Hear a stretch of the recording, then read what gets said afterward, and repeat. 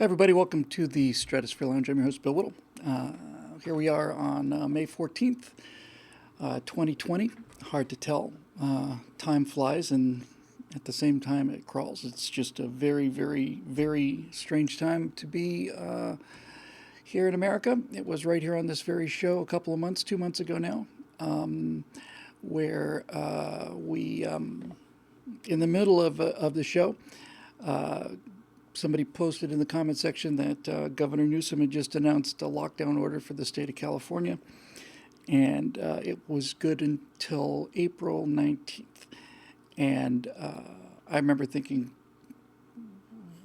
says who? But the whole country was looking at these exponential infection rates, and so the American people did what was asked of them, even though it was. Let's just say that when having thought about very little other than this for the last couple of months, I chose to think of it as a request, and I chose to think of it as a request because embedded in Gavin Newsom's order down near the bottom was the statement that this would not be enforced by the police, and if it's not going to be enforced by the police, then I didn't consider it to be a lockdown, but little did I know.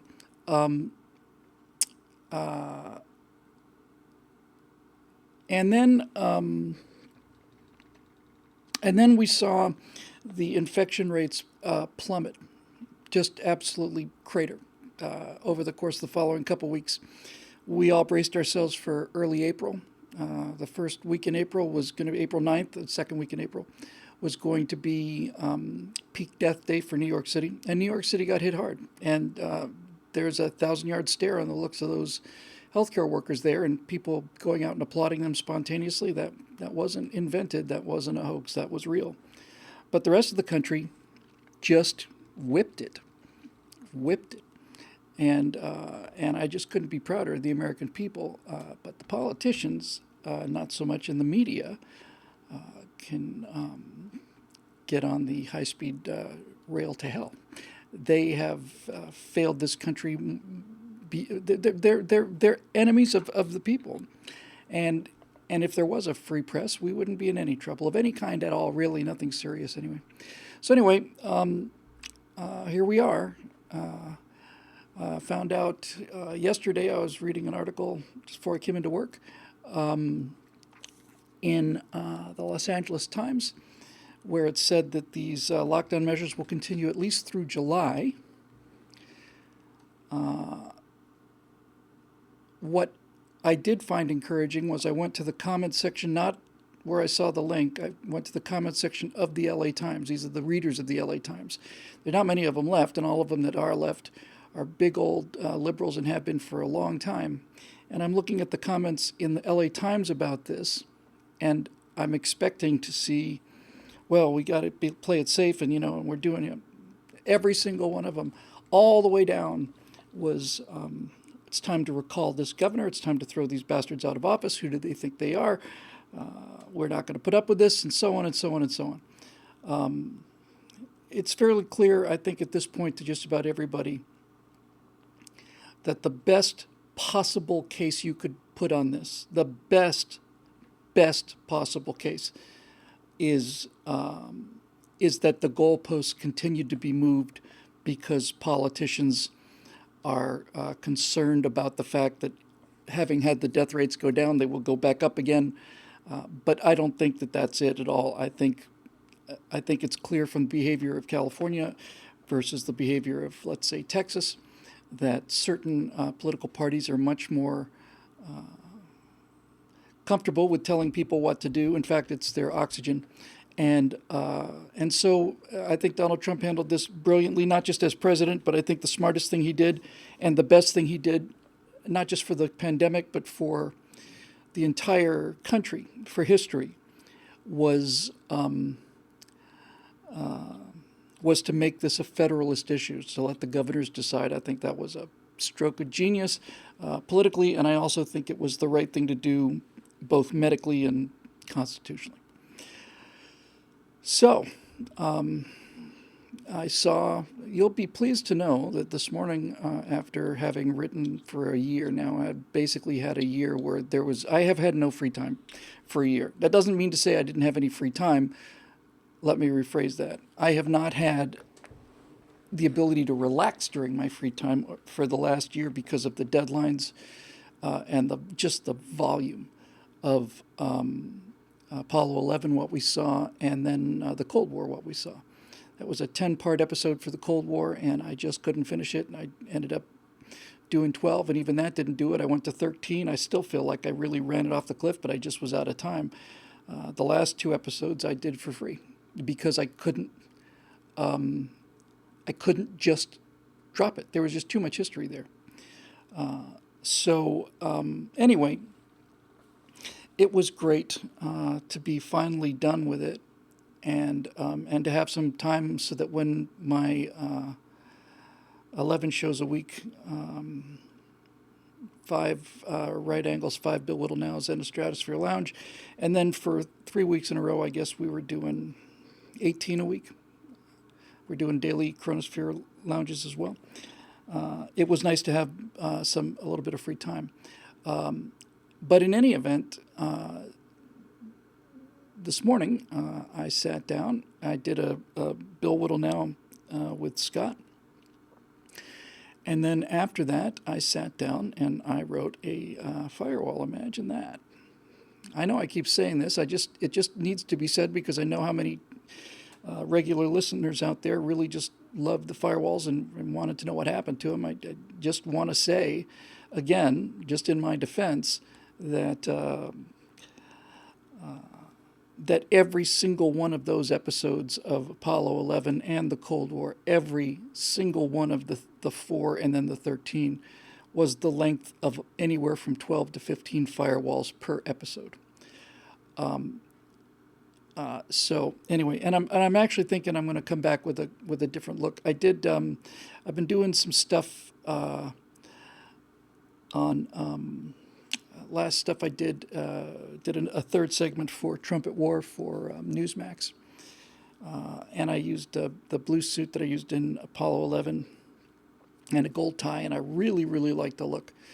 And so I think what I'm going to do is change the background back to something much lighter. I may even change the name. I'm not sure. I probably won't do that. I'm not sure. But in any event, I want to get out of the black and the fire and go back to something more upbeat, just cleaner, visually cleaner.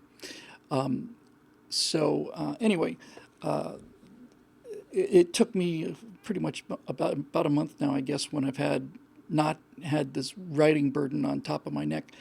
And this morning I realized I finally had an issue, and it was concise enough for me to be able to just sit down and pound it out.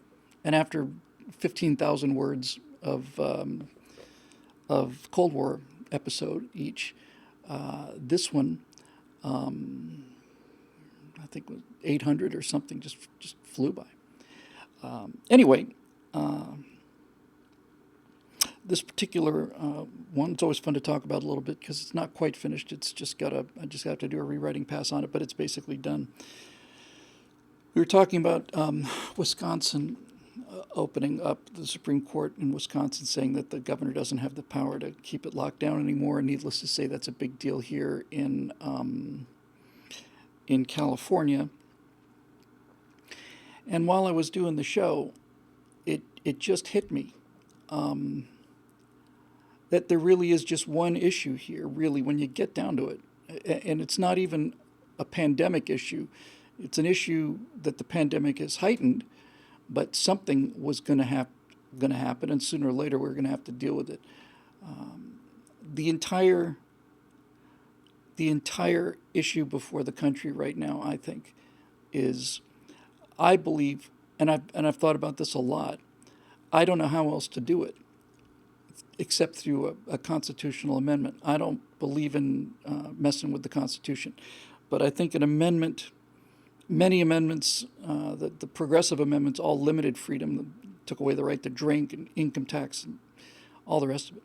But this amendment would be an amendment that would restrict the power of the state yet again. So I consider that to be the kind of thing that would be good. And here's my proposal. I think we need a constitutional amendment that defines what an emergency is. It defines what an emergency is legally, and it defines what can happen in terms of government powers during that emergency. That's what we need. The reason that Gavin Newsom can say we're going to keep the state locked down to July is because he's invoking emergency powers. But once he's invoked those powers, and there's no question there was an emergency, but once he's invoked the powers, when does the emergency end? It ends when he decides it ends. And that is tyranny. And all of the stuff that I was behind on the front half of the curve, every single day that goes by makes me more and more disgusted on the tail end of the curve. Because, and this is going to eventually, is it rebound or redound to our favor as conservatives and patriots. In the long run, this whole thing will be very good for us. But I feel like a chump, basically. I mean, I feel like a guy who contracted somebody to put an additional room in my house, and basically shook hands with the guy, and then paid him in advance. And now I'm having to deal with the fact that nothing is getting done, and it keeps going on and on and on. And I have that feeling like, idiot, that kind of feeling. I think a lot of you feel that way. I realized that despite all of the philosophy and everything, I took them at their word, and that was a gigantic mistake. It was a gigantic mistake. And so now the government of California anyway is making me feel like an idiot, because I didn't get the exit clause before we made the agreement. This is the essence of the social compact, that the government and the people governed have an agreement, and we willingly went into, I mean, most of us went willingly. We went into this to save lives. Let me read you a little bit from something that I wrote. It's always fun just to air some of this stuff. This is going to go in the thing. I'll hopefully shoot it. If I don't shoot it tomorrow morning, I'll shoot it on Monday.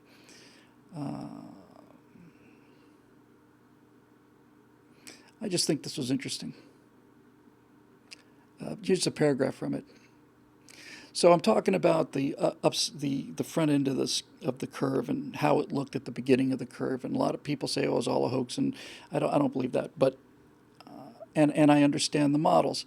So in order to condemn Gavin Newsom, I have to be fair to him, and so this paragraph that I just thought had some real meaning, and it's just one of those paragraphs that have got some information in it, so I might as well just read it to you now.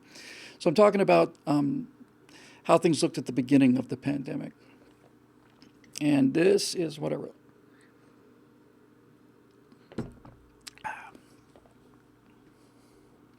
Now, I'm perfectly willing, let me rephrase that.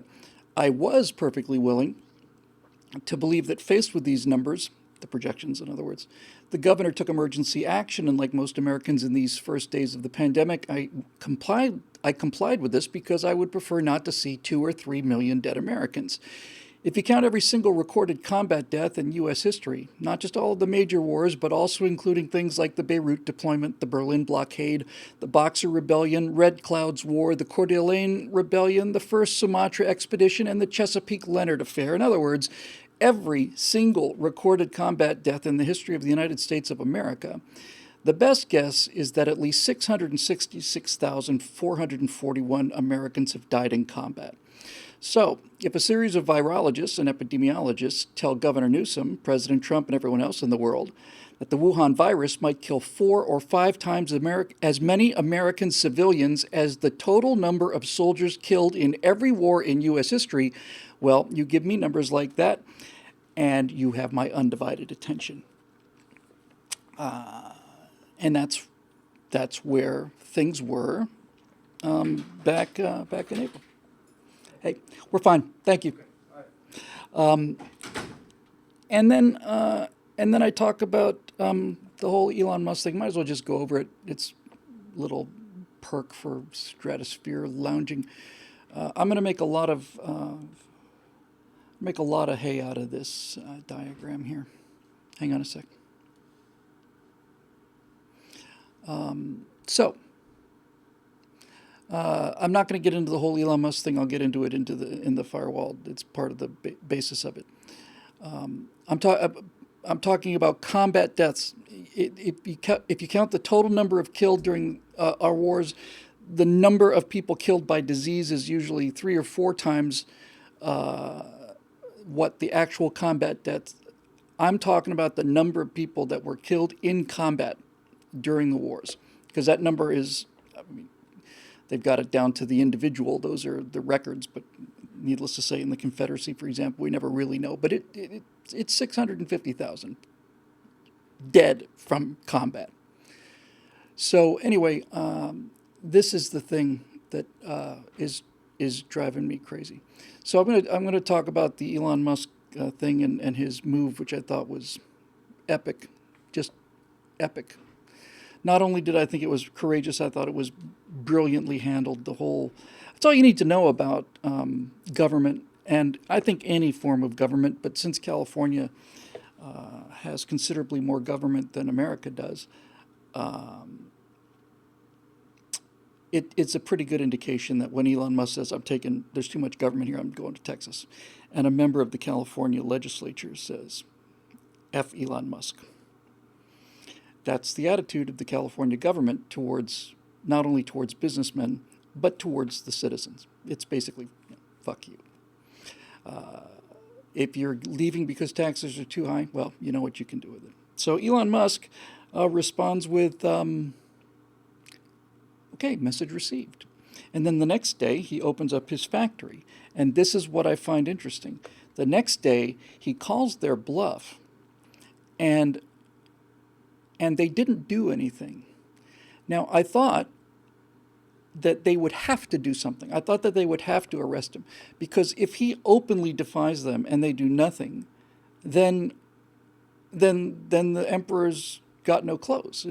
Elon Musk is the kid at the end of the parade saying he's not wearing anything. But then I realized that it's not that they didn't want to do something. I think that's when I realized, based on a lot of other stuff I've been reading, they couldn't do anything. They had no legal authority to arrest him. That's what I think happened. I don't think they had the legal authority to arrest him.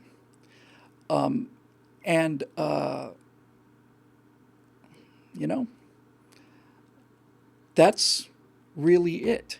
And this is why I think they are going to regret this power play. Because every day it becomes more and more clear to more and more people, including liberals in California, that this is no longer about the virus, and it's no longer about safety or any of that stuff. Here's what Elon Musk did. The rotten, no good for nothing, underhanded scoundrel decided to bring reality into the courtroom, and that's what was unforgivable. That's what they could not tolerate. So I'll just show you this chart that Elon Musk tweeted out, because I'm going to go into this in some detail.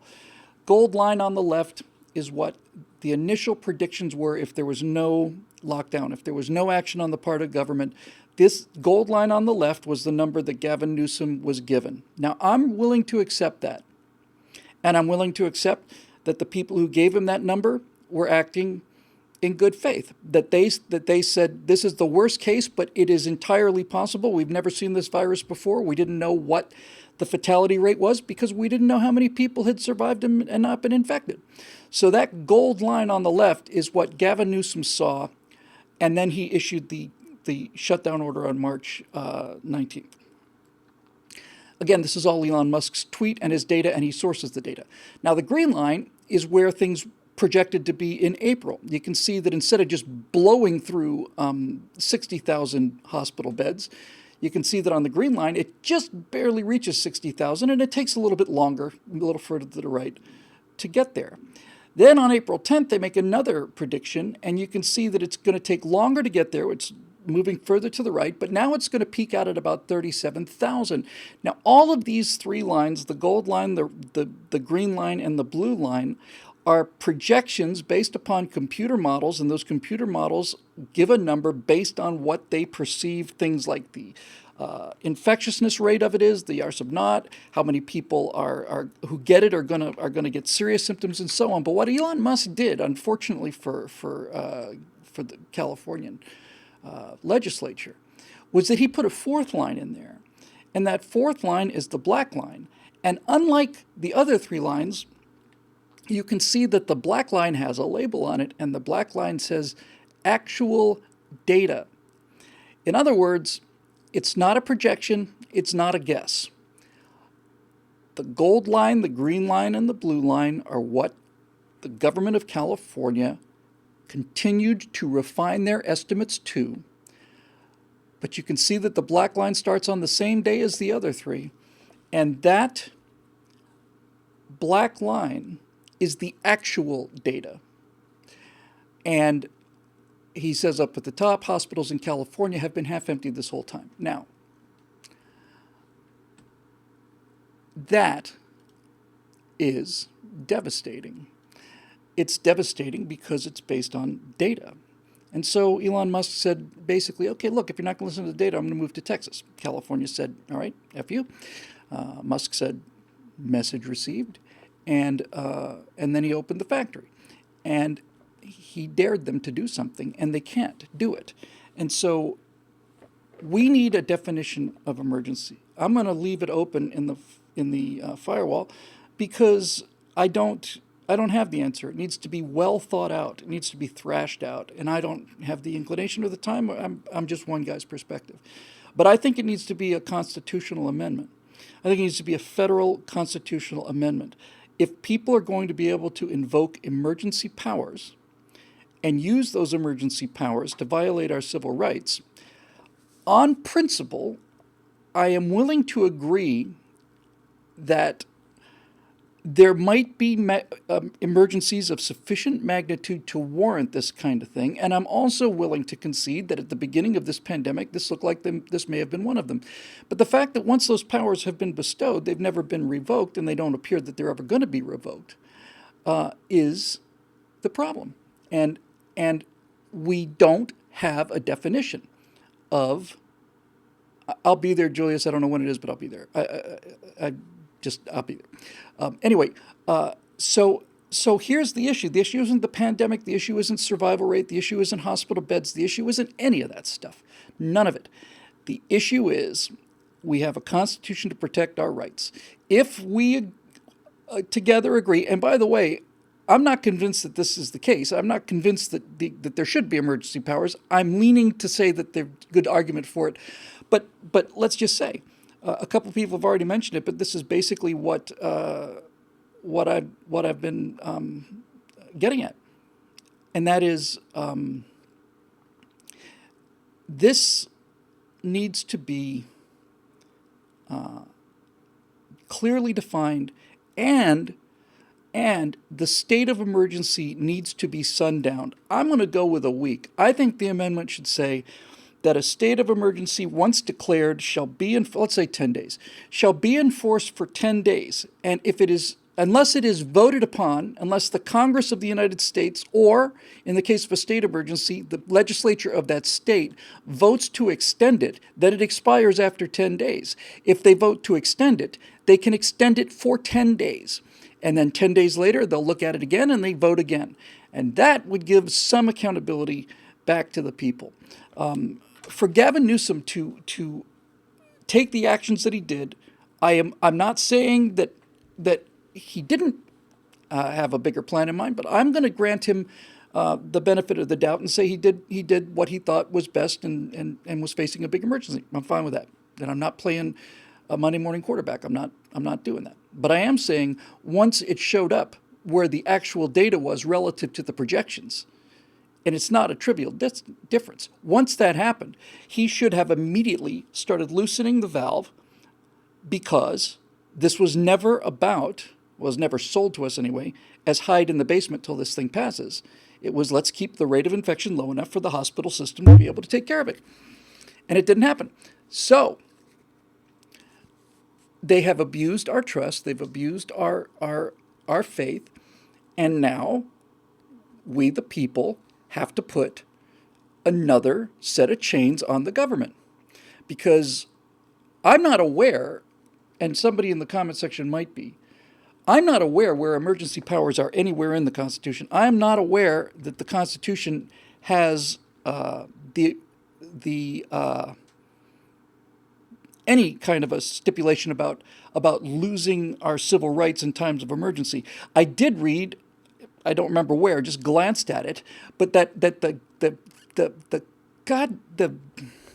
the Commerce Clause and the general welfare thing, the Commerce Clause is always read. The Commerce Clause applies to states, Indian tribes, and foreign countries, not to individuals. And the General Welfare Clause is saying welcome to the living room. It's a parlor decoration. It's not one of the powers that are limited, that are enunciated, because that's why they're called enunciated powers. In any event, what we found is there's a loophole in our protection on our freedoms, and the loophole is the declaration of a state of emergency. Okay, maybe that we need to have extraordinary powers in extraordinary times. But from this point forward, I want to know what the definition of an emergency is, and I want the American people to agree on what the definition of an emergency is, and I want the American people to agree that this emergency state automatically expires after a certain period of time. Let's say 10 days, could be anything, I don't care. But it shouldn't be any longer than that. And that for it to be continued to be extended, 10 days is enough time for legislators to vote on extending the state of the emergency. I'd be willing to say that the president can declare it, a governor can declare it. An emergency is an emergency. You don't have time to get everybody together. If it's an emergency, you have to act quickly, and you need the legal power to do that. So, nevertheless, once that has been declared in 10 days, the people, through their representatives, need their voice in this in order that this kind of elitist, it's not even a power grab. It's like a cruise for them. Speaking of which, heartbreaking to realize that we would have been on the cruise, just coming back from it today. But we're going to go. We'll do it again, and we're going to go for it in, I want to say, in end of November or something. And we are going. We didn't cancel it. We just rescheduled. Anyway, this is like it's going to the spa for them, this ability. And most of the people who are making the issuing statements, by the way, are like the health, the Board of Health director, unelected official who simply makes a statement and everybody's out of work. And everybody loses their business. And it's just, no. I got a text this morning. You probably don't get these kind of things back in the United States, but here in California, I got one this morning. And this is what it said. All Angelinos are now required to wear face coverings when they leave the house. Visit coronaviruslacity.org/face covering for more details, including exceptions for small children or for those with disabilities. And then at the bottom it says, reply with yes to confirm receipt. And I replied, what legislation is this order based upon? ? And I have not received a response so far. It's not based on any legislation. It's an order. And this is what Elon Musk has done. He has shown people that there's nothing behind this. And why I think this is good for the country and very, very, very bad for these people is because they can't help themselves. They're going to continue to exercise this power. It's not their restaurant. It's not their job. It's not their... Here, I don't know if I'm the first person who said this, but it certainly occurs to me that when Gavin Newsom is determining what is an essential job, my answer is an essential job is the one that you go to. That's an essential job.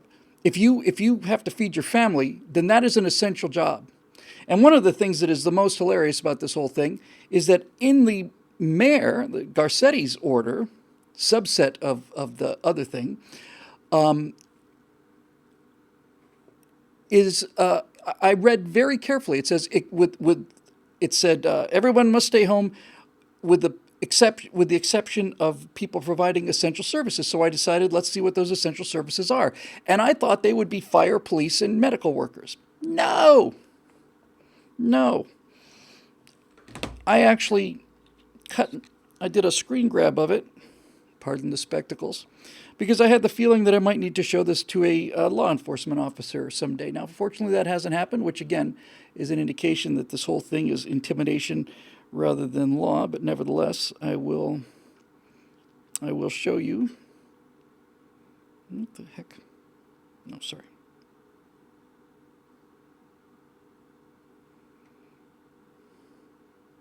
It's important. Okay, we're almost there. Where is it? Okay. Here we go. Here's a list of the exempted jobs. These are essential jobs in the Garcetti call-down order. These people are allowed to go to work and make a living. Funeral home workers, moving services, morticians, HVAC installers, in other words, air conditioning guys and so on. These are the people that are exempt. Carpenters, landscapers, gardeners, property managers, private security personnel, and other service providers who provide services to maintain the safety, sanitation, and essential operation to properties and other essential activities. Banks, credit unions, financial institutions, and insurance companies are exempt. Businesses providing mailing and shipping services, including post office boxes, are exempt. Laundromats and laundry services are exempt. Newspapers, magazines, television, radio, podcasts, and other media services are exempt from the lockdown because they're considered essential. And when I saw that I was allowed to go to work because I am an essential, declared, my job has been declared an essential service. You never know when you might need an emergency podcast after all. Once I saw that, I simply said, okay, this is just silly. Let me, just to give you, and then I'll get to some questions. Let me show you something from the state of California. Get the latest California information. We're all in this together. No, we're not. No, we're not. The California Department of Public Health has a logo. It's got three round heads. It's a terribly ugly logo, is what you'd expect from a left-wing organization. It's got three heads with three arcs representing three people with their arms in the air, and this is the center California Department of Public Health logo. It looks precisely like a coronavirus, is what it looks like to me. Anyway. Oh, and they also say California all, and they highlight the FOR in California, so it says California for all. Here's the part that I found just a little bit objectionable. First of all, there's all the dashboards and so on. The total deaths are 3,032, which means that it's 0.000 something 6% of the population. But here's the part that I thought was interesting. Is it under the stay-at-home order facts? Question is, it's worth the wait. Hang on a sec.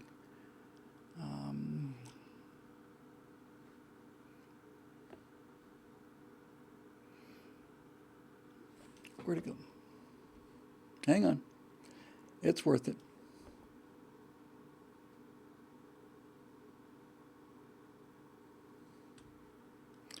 Where'd he go?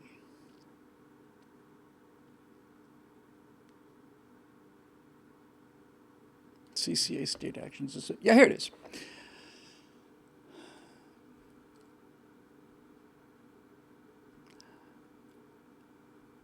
This is second from the list. Just tell me if this rubs you the wrong way, because it rubs me the wrong way. Governor Newsom issued an executive order to ensure that Californians can exercise their right to vote in a safe and accessible manner during the general election this November. Did you get that? Gavin Newsom has said that it's okay for American citizens to vote in November, that he's approved it. That's jolly good of him. He's not up for re-election, I don't think.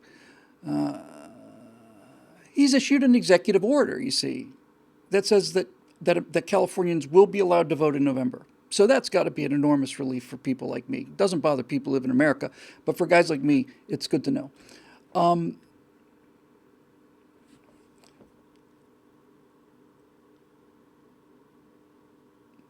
There's a bunch of them. I'm just trying to find some that are really there's literally, I'm looking at 30 of them here.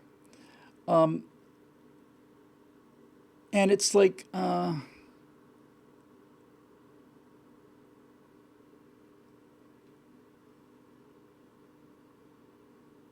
Governor Newsom has issued an executive order allowing adults to obtain marriage licenses via video conferencing rather than in person amidst the COVID-19 pandemic. So Governor Newsom has issued an executive order that says you can get married in California, which is I think exceedingly generous of him.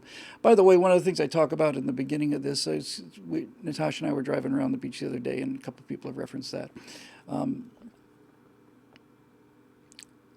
What I heard, now I have to source this. I gotta find it. But what I read somewhere was that due to the enormous amount of public outrage and the fact that people are simply not obeying him, he decided to loosen the restrictions on going to the beach. Now, I'm not making this up.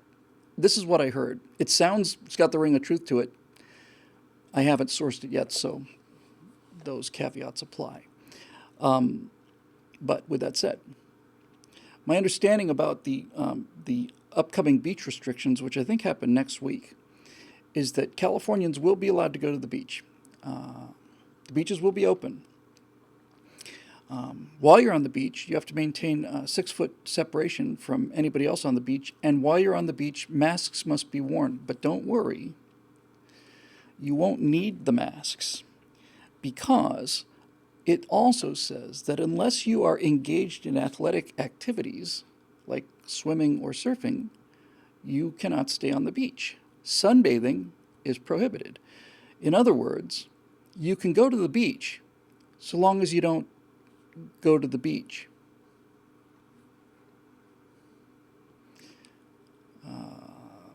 This reminds me of the thing that we went through on March 19th when the order came through, and I had to read it in real time and put up with more dead air. And here's the governor's order, and people must all stay at home unless you're exempted, and so on, and no one is allowed to leave, and so on. You can walk your dog, you can ride a bike, you can go hiking, so long as you do these things indoors. So, when you couple this with all the stuff that's happening with Flynn in Washington, what this virus has done is it's stripped away and continues to strip away just how tyrannical these bastards are, and just how much contempt they have, not just for Trump voters, but for the entire idea of self-governance. They just have nothing but contempt for it. And what's so perfect to me, and I think this will be in fact, this is the conclusion of it, is that the reason we need to muzzle these bastards with another restriction, another clarification of why they cannot take our rights away from us, is because events have shown that the people have been right. All of it. They've been right. The people have been right all the time, because there's millions and millions of us making decisions and choices in real time. And it's the experts and the politicians that have been proven wrong again and again and again and again and again. You want science? There's some science for you. There's some data. The people started to self-isolate before the order came down. The people started going back to work before the order releasing them has come out. The people know what they're doing. They're much smarter than the politicians. And And if I had to choose between whatever her name is it Gonzalez, the woman who in the state legislature, who's made a living destroying California jobs. She's the author of AB5, which eliminates gigs, right for work for hire jobs in the work for hire state.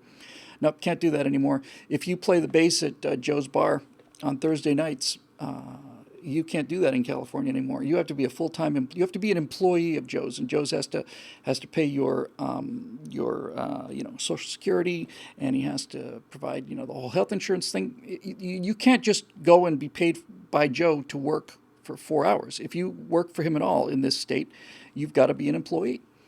If the person is a resident, they have to be an employee. This woman is the woman who told Elon Musk to F off. And so if I have to choose between, a 40-watt intellect like that who doesn't care the slightest bit about how many people go out of work so long as her union people continue to reelect her to office, if I have to weigh her scientific analysis of what the virus is actually doing against that of a guy who employs 10,000 people, employed 10,000 people in California at the Tesla plant, and who has also figured out how to bring a rocket back down from near orbit and land it on a postage stamp in the middle of the Atlantic Ocean. If I'm going to have to choose between which one of these two individuals is more likely to have a better idea of what's actually going on and what real risk is, I'm going with Elon on this one. Just weird like that. Anyway, that's that. I've been making real progress on the animation in the last several days, especially real progress. I actually found an online, changing subjects now, by the way, found an online Unreal Engine tutor, and in a 1 hour and 45-minute tutoring session, the guys in Britain did it over Discord. In an hour and 45 minutes, this guy taught me 3 times what I had barely been able to figure out in 2-3 years of banging my head against the wall. So, seeing like amazing progress. I have characters now that are doing things and walking around, and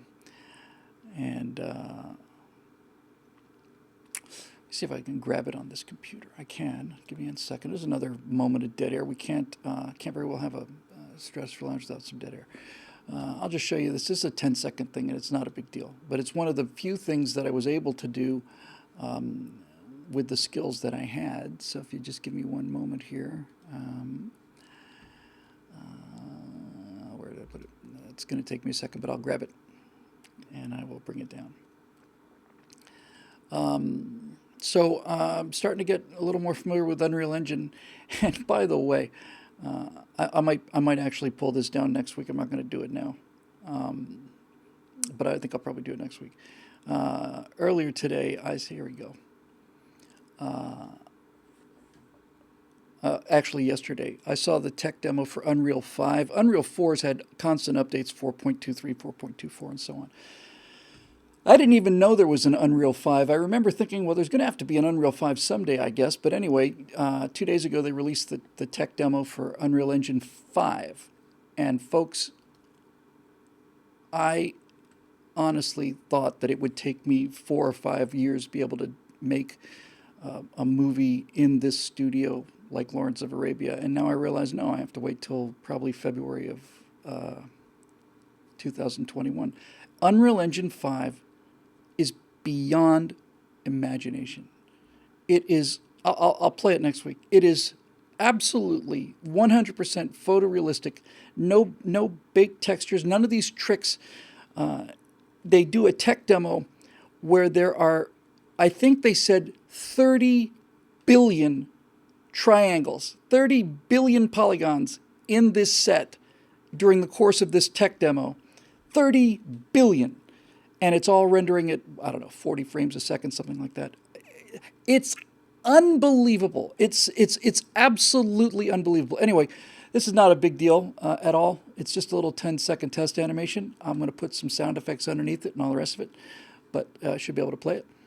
because I tried to do this in something other than Unreal, and I was spending, you know, 20 minutes a frame. I need 30 frames a second, and the frames didn't look very good. And then I just set it up on Unreal, set the fog, and here it goes.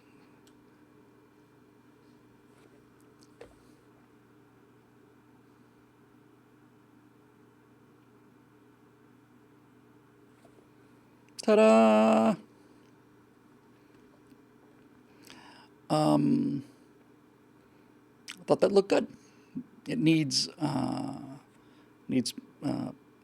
post-production blizzard, real heavy winds blowing, and some snow ice crystals, and it needs sound effects, wind. You need to hear the sound of the engine. I'll do it one more time because I just thought it looked real good. Oh, hang on, I have to drag it in again apparently. But this is a cold, dark place, and I really like the way this looks. And the thing rendered in, once I got it set up, it rendered in 2 minutes.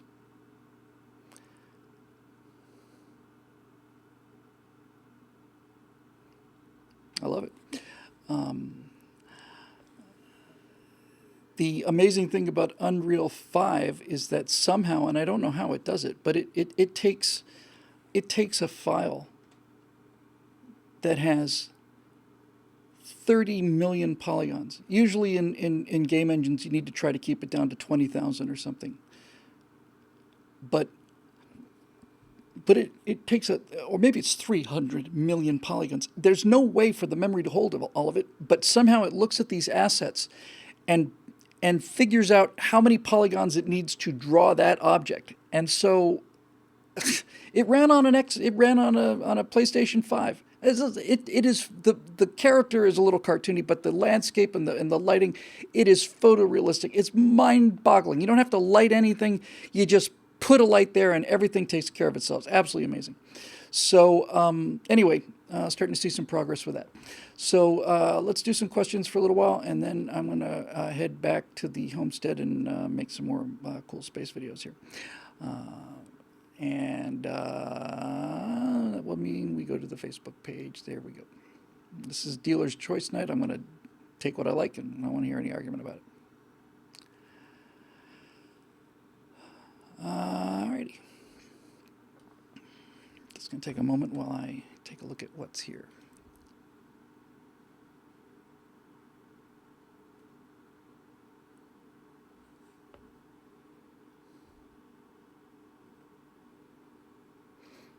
Sure. Charles Tomes, which movie have you watched more? Buckaroo Banzai, Escape from New York, Airplane, Blazing Saddles, or Aliens? No-brainer. I've seen Aliens more than all the rest of them combined. I've seen Buckaroo Banzai probably 4 or 5 times. I think I've seen Escape from New York twice. I've seen Airplane a number of times. My wife and I love that movie. And one of the highlights of my life, one of them is sitting with Burt Rutan and having Burt Rutan say he thinks you're a smart guy. That's mind-boggling. And another mind-boggling event in this life that so many of you have made possible for me was sitting at dinner with Dave Zucker, who wrote and directed Airplane, and having him tell me he wanted me to work on a project with him because he thought I was such a funny guy. That's not something you forget real soon. But just a couple nights ago, Natasha and I watched Alien, the first one. We watched the director's cut. You know, this is off topic, but this should have just renamed this show Off Topic, the Off Topic Lounge. The director's cut. I've seen the director's cut of Aliens several times, but I had not seen the director's cut of Alien. And it's probably about a half an hour longer. And it is so much better than the theatrical release. It's just enormously better. And the same for the director's cut of Aliens, and the same for the director's cut of all of the Lord of the Ring movies, and so on.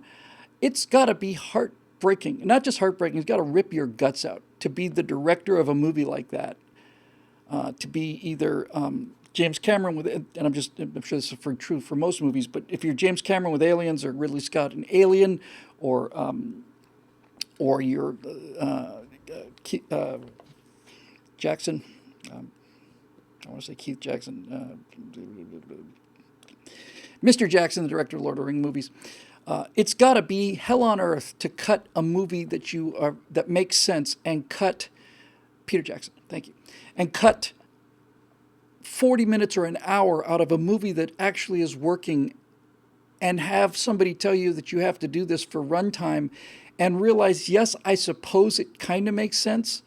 And then to have the giant, enormous wave of attention, when everybody's going to go see it, and then to realize that a few people will get the DVD, and then a few people will watch the director's cut, and then you get to see the movie that was supposed to have been made. The director's cut of Alien is enormously, enormously better. And I was watching that movie, and I realized that one of my all-time favorite moments in cinema is now in Alien. I'm not sure if it was in the original cut. It's possible that it was, but it has become one of my all-time favorite moments, and it lasts about 2 seconds, I want to say. I just don't remember ever seeing it before. So for those of you that are familiar with the movie, I remember before we watched it, I hadn't seen Alien in 20 years. And I was trying to say to myself, can I remember the names of all those characters? And I remember, Ripley's easy, Dallas is easy. Kane, by the way, there's a line in the director's cut when the alien comes out of Kane's chest. And Ash looks at him and says, "It's the son of Cain." And then I realized Cain is he's the guy that started the whole murder train. It's spelled differently, but son of Cain, nice little touch. But that's not what I'm talking about. So I remember, okay, so we got Ripley, Dallas, Cain, Ash is the robot, Parker, Lambert. Lambert's the best thing in that movie, the navigator. She's just unbelievable. And Brett, Harry Dean Stanton. Got them all. And the reason I could get them all was because even though I hadn't seen that movie for 20 years, the characters are so bloody good. It's the best cast ever assembled in science fiction by far. And it's just so good. And anyway, it's fantastic. But here's the moment that I just absolutely adored. It's so quick and it's so trivial. And that's why I think it's so important. So Kane goes out along with Dallas and Lambert. They discover the alien ship. Kane goes down below. Facehugger goes through his visor, sticks on his face. They cut him off. They have the acid burning through the floor, all of this stuff. Kane has got this thing wrapped around him. They're trying to decide whether to freeze him. Parker says, "Why don't we freeze him? Why don't we just freeze him?" Parker, making sense to me, man. And then there's a moment when Ash says, "Dallas, you should come down. Something's happened to Kane. You come and see it." So they go down there, and it's not on his face anymore. And then there's this moment. It's a sequence, and it's like 2-3 minutes of them doing nothing but looking for where this facehugger has gone. And I remember seeing this in the theater. We don't know where it's gone. We just assume it crawled off the guy. And the sequence ends when it falls out of the roof and lands on Ripley's shoulder, and she freaks out, and turns out it's dead. You didn't know it was dead when it dropped. It turns out it's dead. But that's not the moment. The moment that I adore in that movie that had such a big impression on me. I've oversold this so much, you're going to think I'm barking mad nuts, but this is it. The med bay is there. They know that the facehugger is somewhere in the med bay. They open the door. Dallas comes in. Ridley comes in. Ash comes in. And using their little wand flashlights, they start to spread out, and they're looking for this thing. And then I'm looking at the door, and you see Ash turn around, and in a really annoyed fashion, he just goes and closes the door, and then he walks out of frame. It's like I was so impressed by that action. It's like, see, this is reality. These are the moments that make you think that this is a real situation with real people, because he didn't just close the door. He basically closed the door and said, "Idiots, we're trying to find this thing. Would you close the goddamn door? And he didn't have a line, nothing. He's in frame. He gives this look, closes the door, whoosh, door closes. He goes back to the search, and I thought that is why that film works. It's just a string of moments like that that make the difference, that make it real. And I was absolutely, totally blown away by it because it was so small and so invisible. And there's that great line that Plinkett has on the Red Letter Media reviews. He says, "You may not have noticed, but your brain did." That's it. Anyway, it's fantastic. It's just great. And Ian Holm is great. Everybody is great. The actors in that movie are fantastic, and they're perfectly cast. Dallas is like the most likable lead kind of hero, even though he's not the hero. Ripley starts out as kind of this whiny kind of bitch, and she simply becomes superhuman. She becomes Ripley.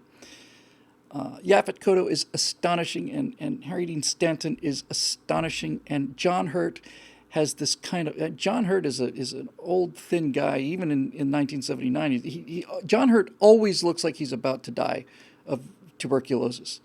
Always, every movie I've ever seen him in, that's his thing. He's just got these down slanting eyes and this sad look. But John Hurt has got this real kind of sweet vulnerability to him, and all of it. But the person who is, in my opinion, who is the standout performance in that movie is Veronica Cartwright as Lambert.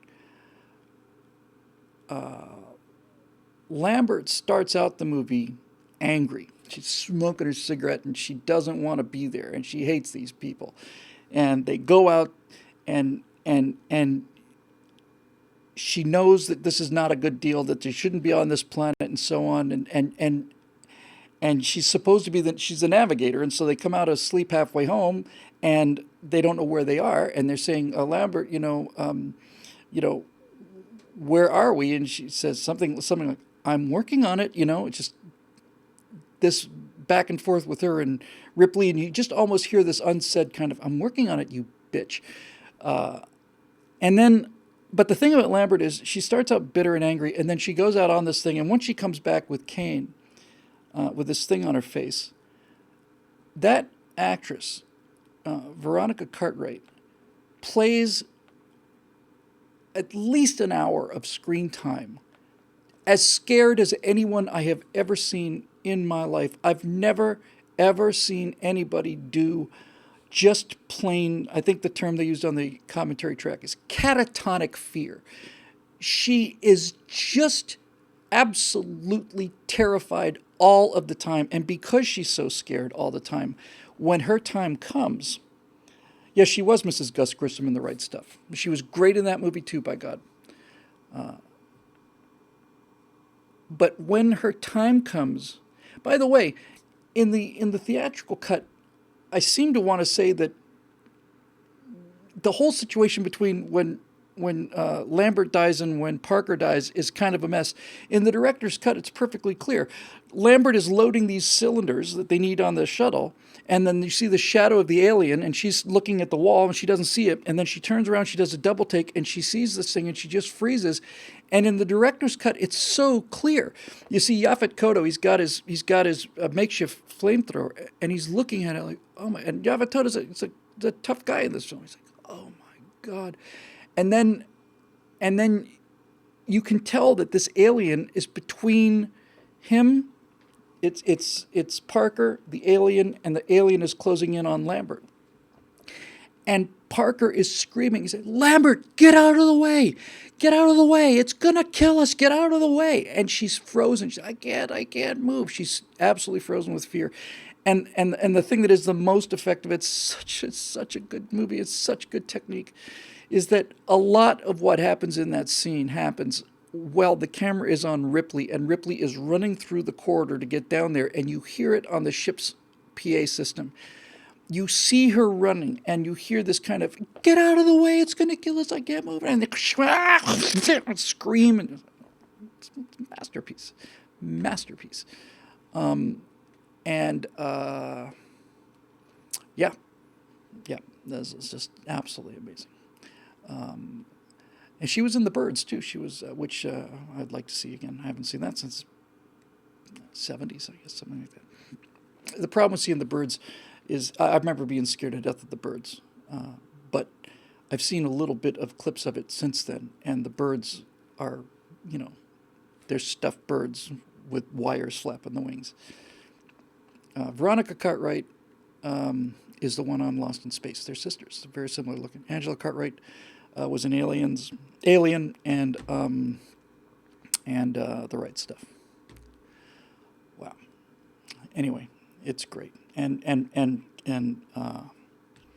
Parker and Brett, these two guys who are the mechanics, they're getting half shares. Everybody else is getting full shares. They're the proletarians. By the way, another little kind of not really an insight. It's just having watched it again.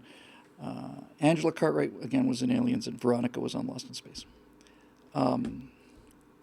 But one thing I realized was that the way he set the ship up, the habitation deck is pretty well maintained. The hibernation room is spotless. The little cell where Mother, the computer, is sterile. And it's well lit, and it's utilitarian, but it's upstairs. But where Parker and Brett work, they work in the dungeon. Engineering is the dungeon. That's where most of the real terror happens.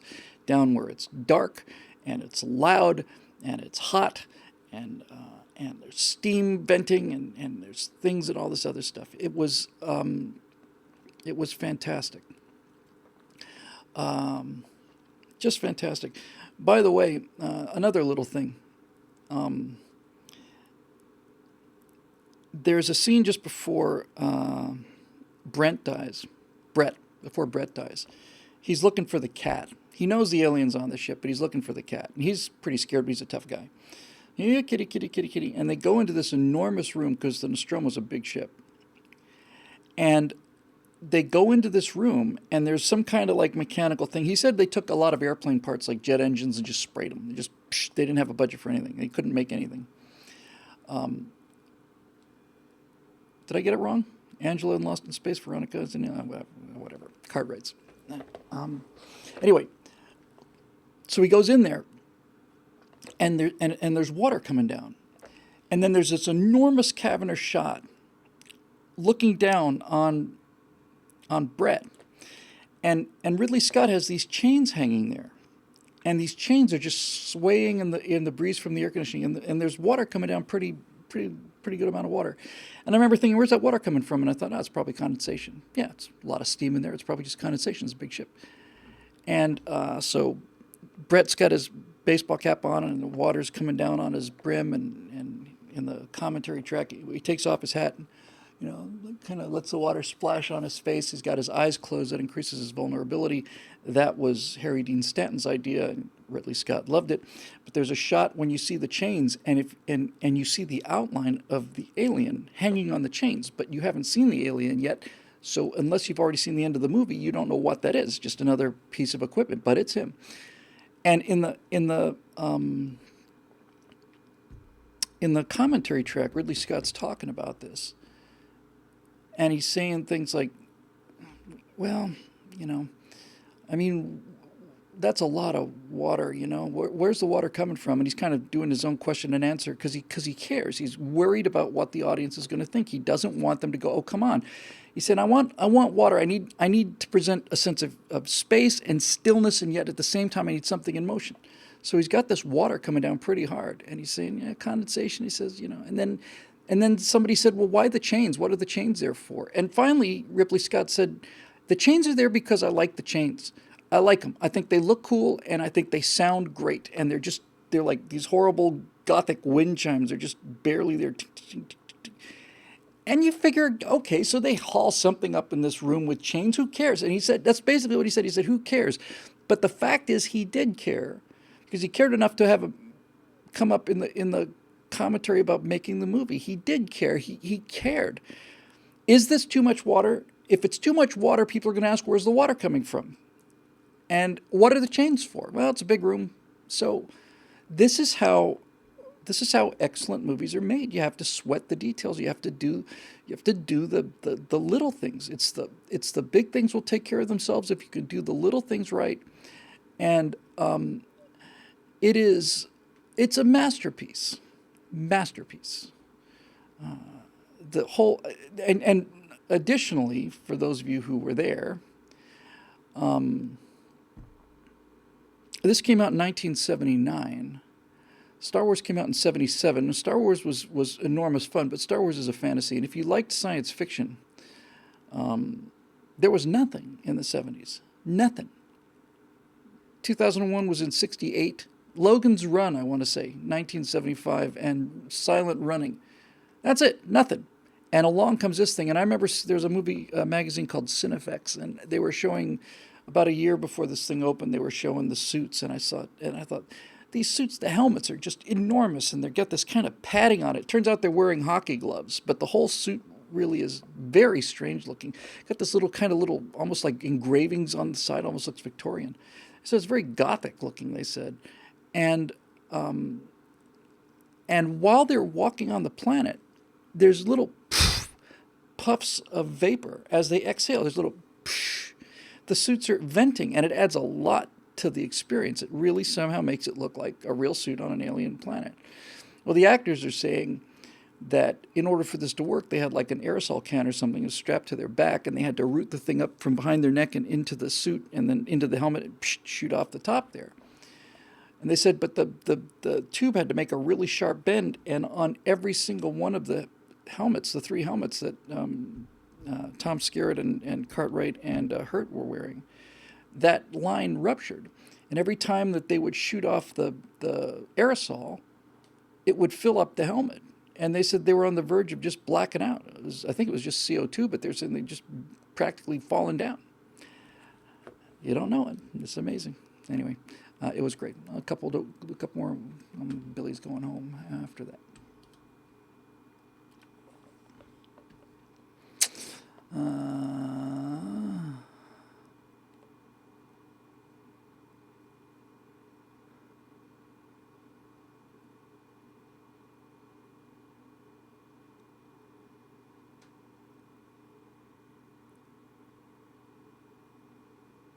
Let's see. This is a good one. Jason Rasmussen says, with the wildly wrong predictions from experts on the CCP virus, do you feel the world will continue to listen to climate change experts, or will the world dismiss their hot air and constant wrong predictions? I do think that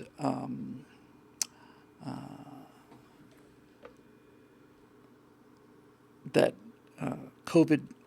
COVID pandemic gives people visual evidence that models can be very, very wrong, because everybody was terrified, and we were all thinking we're going to be seeing the bring out your dead carts on the street, but it didn't happen.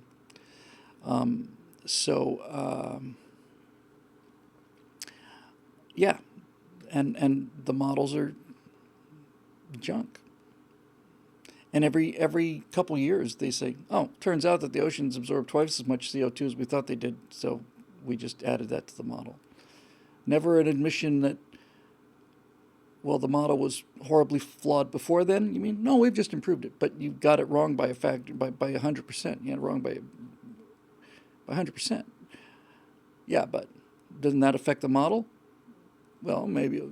No, it's the model. It's model worship. It's what it is. It's scientists. The computer has done something very good, a lot of good things for science, but the one thing that computer technology has done that has really, really hurt science and hurt politics is the idea that a computer can predict something. As I mentioned in the Cold War, Robert McNamara, when he took over, when after the Gulf of Tonkin and they escalated in Vietnam, Robert McNamara had a computer program that said, if we send this many troops, this is what it'll take to stabilize, and if we send another 70,000, that's what it'll take to win. And it's all right here. It's on the print, computer printouts. Got it all figured out. And from that time forward, people have looked at computer predictions as if they're real.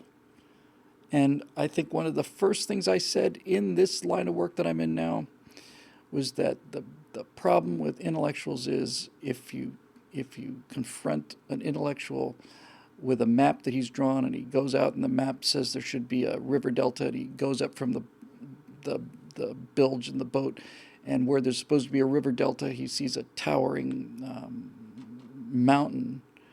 An intellectual will look at this discrepancy between his map and the landscape and he'll assume that the landscape is wrong. And that's it. That's it. That's how it's. That's how it is. And AK-47 for now. Sorry, is it AK? Yes. Says it's all about model predictions. I got a request in the comment section. I asked Scott to respond. Apparently, I've been asked this by email many times, so I got in capital letters with an exclamation point. What is the name of the full-length movie on the Lubyanka basement executions?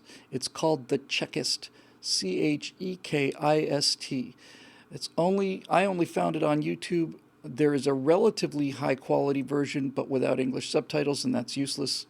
Although, to be perfectly honest with you, it doesn't really matter what they're seeing. It's the visuals. But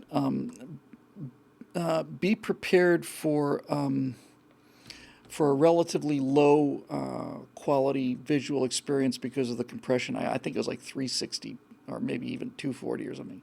However, I'm warning you, this is not a movie you want to see with children, and it's not a movie that you... It is nothing but full frontal nudity because they're hauling dead bodies up. Let me see. Yeah, it looks like it 1992. Let's see all two photos. No, there's nothing on there. Yes, Sruboff. That's it. The Chekist, 1992. And there's no C. It's Chekist, and that title is short from Cheka, which is the first of the Soviet secret police forces. It's always the same secret police. They just kept renaming it. Cheka is an acronym for the Extraordinary Committee on State Security. I want to say something like that. So anyway, it's not pretty. It's a great film.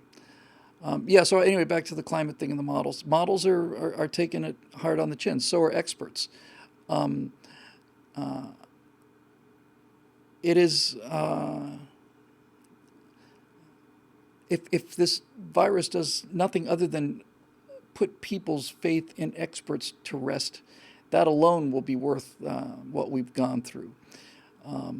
This entire idea of experts has always been a bad idea, and this is what I kind of plan to come back to in the firewall is this idea that that every single step of the way the experts were wrong. Now, I'm not blaming them for being wrong. I think they're doing their best, but it turns out the data shows that they're wrong. I have not watched it with Natasha. I can't bear to show it to her. I really can't.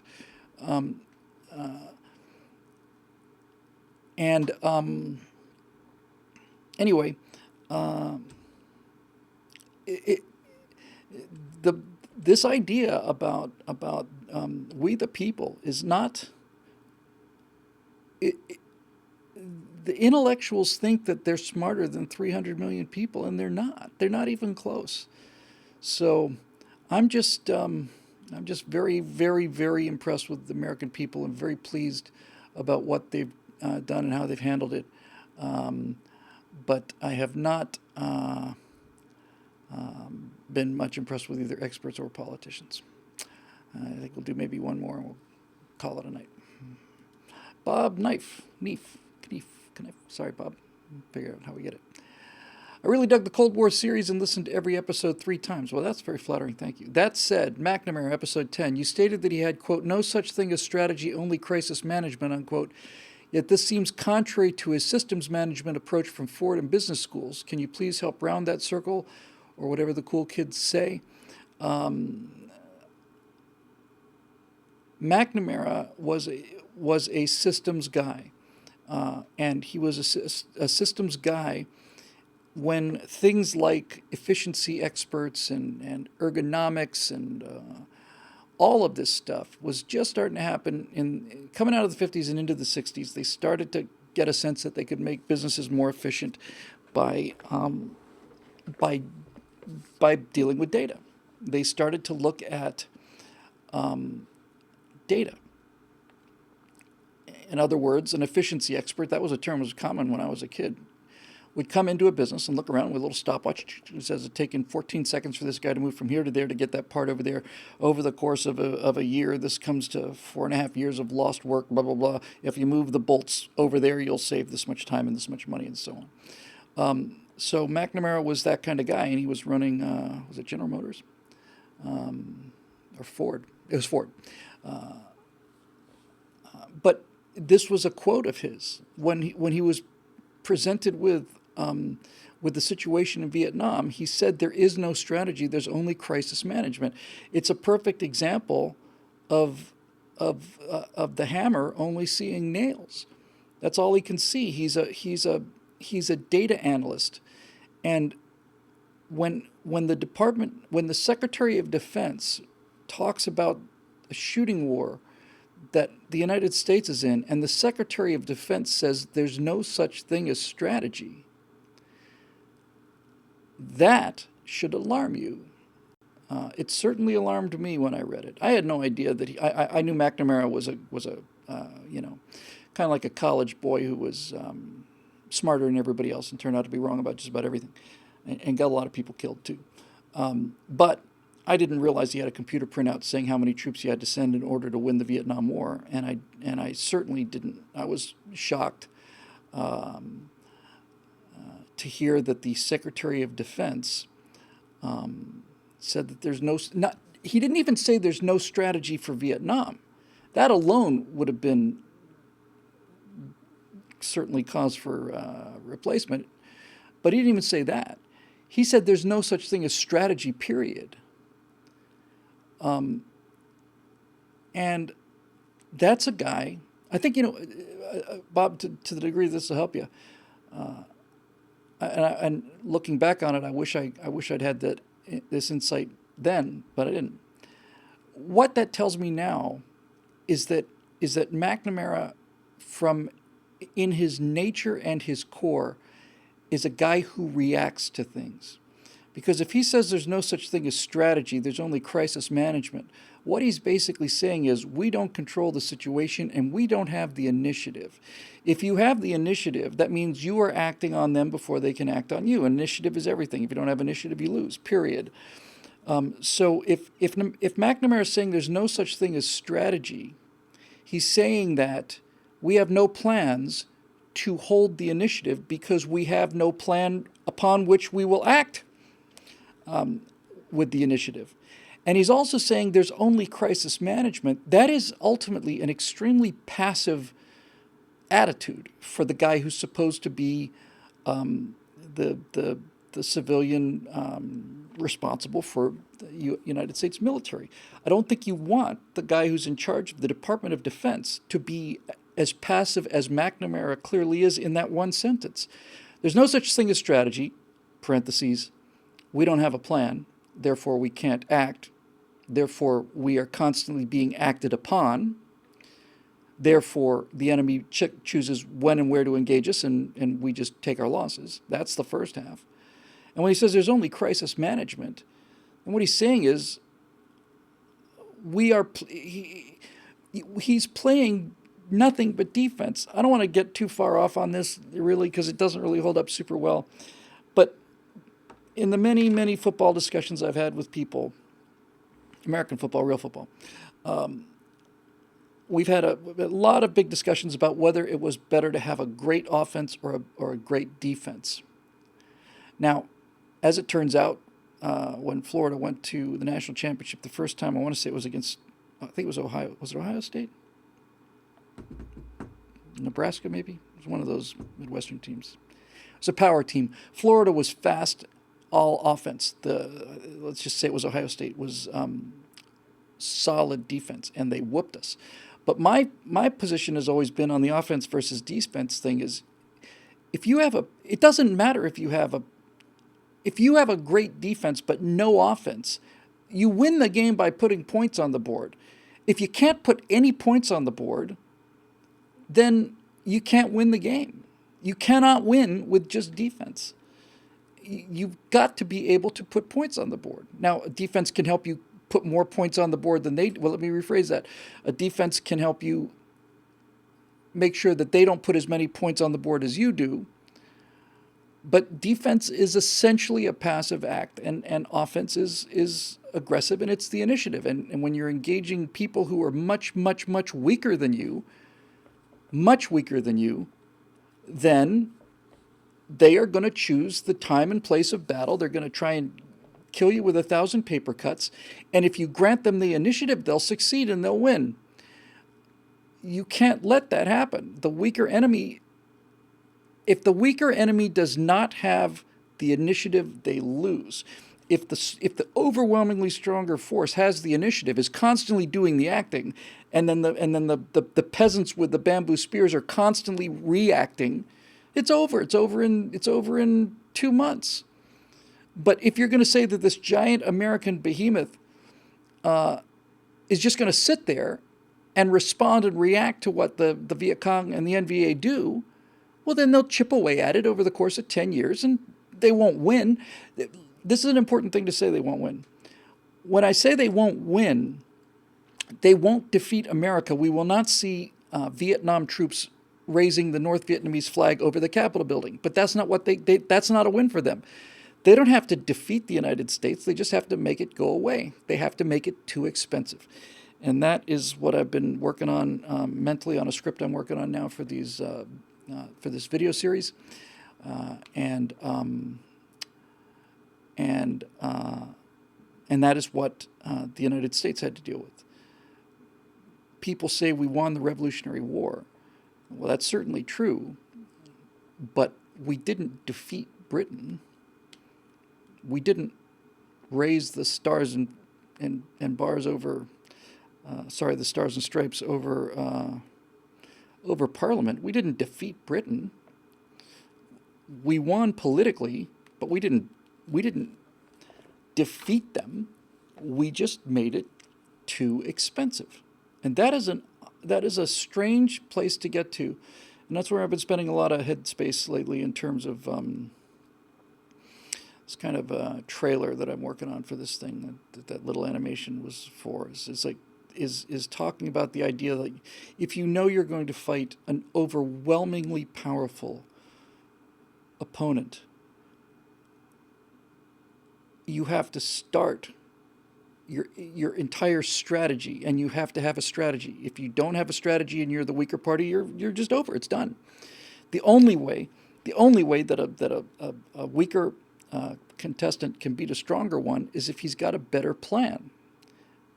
If the plans are equal, the stronger guy's going to win. Even if they're remotely equal, the stronger guy's got to win. In fact, the stronger guy almost has to commit to doing everything wrong for the weaker guy to win. But that's where the strategy comes in. And so, thinking about this future country thing, as these guys set it up, they realize that they can never defeat the UEE, the United Earth Imperium. They will never defeat them. They have unlimited resources. And so their strategy is, we simply have to make it too expensive. First of all, we can't take anything away from them, because then it'll be about honor. But we're gonna develop things and discover things, and they're gonna want a piece of it because they're politicians and all the rest of it. And so we have to make the purchase price too high. And when the purchase price is high enough, they will eventually cut their losses and go home. And even though we never defeated them, we win. So anyway, that's that. Alrighty. Some interesting talk in the comment section, which I wasn't able to look at. Yeah, Elon Musk is talking about making a rocket a week or something, and having it cost $20 million or something like that. It's just amazing. Anyway, that's that. So I'm going to call it a night here. Thanks very much for joining us. Good to be back. I'm sure we'll have a lot to talk about, and we will see you next Thursday. And this show is made possible by the paying members at BillWhittle.com, and to whom we are exceedingly grateful. So thanks very much for joining us. We're going to come out of this stronger than when we went in. I felt that from the beginning. And then we'll have more information in a week. I suspect that every day that goes by, the pressure inside the pressure cooker continues to build, and that's good. All right, so that'll do it. Thanks, and we'll see you next time right here on